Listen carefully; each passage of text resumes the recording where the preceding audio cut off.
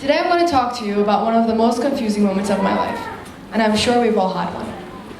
Mine was when my mother told me that we were going to raise money to help the less fortunate.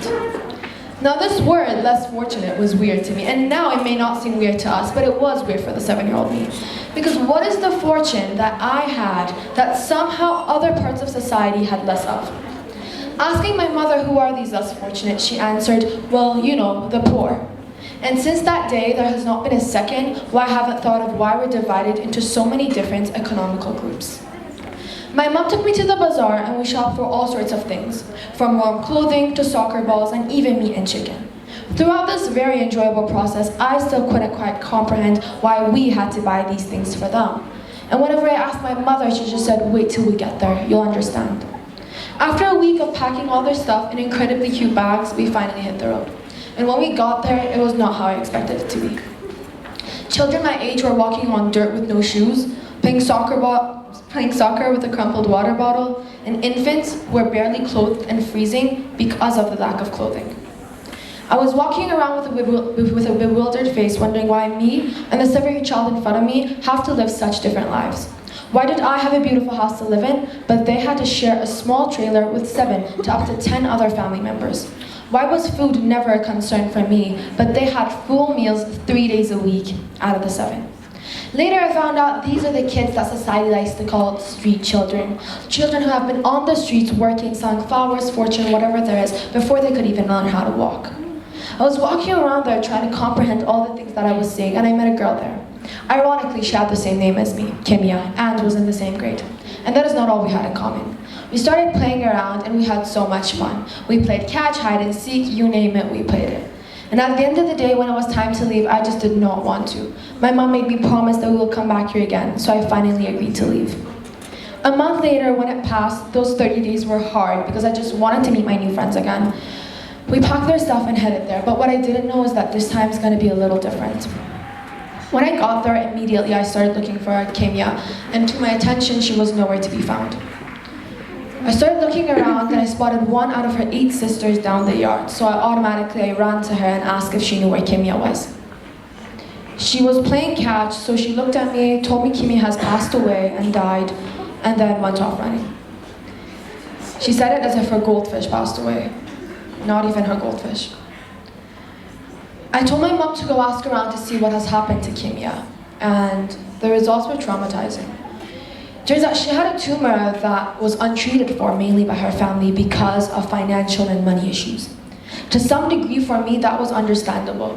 But what wasn't is that Kimia had been complaining about headaches from a month before, but no one showed any concern in her family because she was a money provider, right? She provided money for the family and they couldn't afford to put her in a hospital for a month because that would have decreased the profit that the family was making. So instead, they let her die. And that was the moment that I thought to myself that I have to do something about it, and I promised myself right in that second that I will do everything and anything in my power to help. These kids have been an inspiration in my life ever since, and that is what I'm here to talk to you about. The light yellow color you see on my country means that almost 10% of the kids under the age of 15 are under pressured child labor. Official government estimates that there's only 20,000 street children in Iran, but NGOs who have been working independently say that there's at least 30,000 in the capital, Tehran, alone. Now, what is more traumatizing is that 100 to 150 kids die each month from dangerous working conditions and malnutrition. Now, I understand that I'm just giving you data right now, but understand that 100 to 150 kids die each month under the age of 15 because they're in such terrible working conditions, because they die either of hunger, either they're cold, and they die in the streets with no families. Now, 14% of these children are forced to work in automobile factories, rug factories, working flowers, fortunes on the streets, and even leading them to the dangers of the sex industry. Now, their education and healthcare fall by the wayside, and they see no way that they could possibly improve their lives. So what can we do as a society to help? What I'm asking you to do is use your consumer power. Social media guarantees that nowadays consumers have a very powerful voice. Negative feedback and bad publicity, companies want to avoid this at all times, as this will have a direct impact when consumers like us hopefully boycott their products. Now, if you want to call out a company publicly that you are sure is using child labor, I encourage you to use the hashtag #EnoughOfChildLabor and be a voice for the children who don't have one. If you also want more information on child labor, I also encourage you to visit these websites behind me and understand more about the damages that are happening to these children. Now, sometimes we think that child labor is happening to really unknown companies, and it's not companies that we buy from, right? But that is not what it is. The companies that are using are M&M's, Snickers, Mars, Celebrations. All the chocolates you're basically eating are made from innocent children. And they're really hard work. And also companies like H&M, Nestle, they're all using child labor. So before you buy a product, think. Now, we all know that child labor roots comes from poverty, right? When a family lives in poverty, no matter how much income they have to send their children off to work.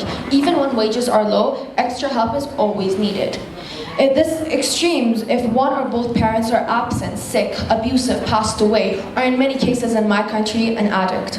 So reducing poverty in your community can have a direct impact on the decrease of child labor.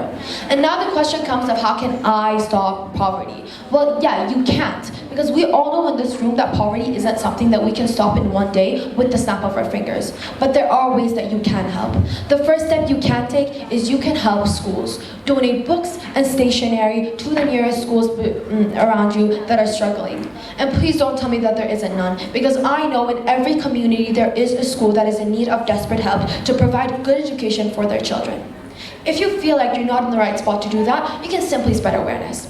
After all, since 1990, the poverty rate of the developing world has decreased from a staggering 40.1% to 20.6%. And that is all because people have become more aware of the situation. And if the rates continue to drop like this, we can expect to live in a world where poverty no longer exists. Now, if you want to help charities, that is also very plausible. What you can do is help them financially. But I understand that our pockets are empty sometimes because we're students and we have education, and sometimes we just can't ask our parents. But what you can do is you can volunteer. After all, volunteering your time is just as important as giving them your money. Now, this entire speech has came to this point. What I discovered through this journey is that I started helping these children myself because I was tired of complaining about things that I couldn't change. So with the help of my best friend, I started a campaign about children who are under labor. And this is her and one of the children that we help. Now, what I discovered through this journey is that people want to help. They either don't have the courage or the confidence to start, which is understandable because it has been put in our brains that we can't make a change because either we're too small, too young, disabled, not mentally correct, or just not in the right place to do it. And what I'm asking you is to push through those thoughts. Push through the voices that are telling you that you can't do it, because you can. What I'm asking you is to be a voice. Be a voice for the children that are under labor as we speak. As a smart woman, Margaret Mead once said, "Never have doubt that a small, committed group of citizens can change a world." Because indeed, that is all whoever has. Thank you.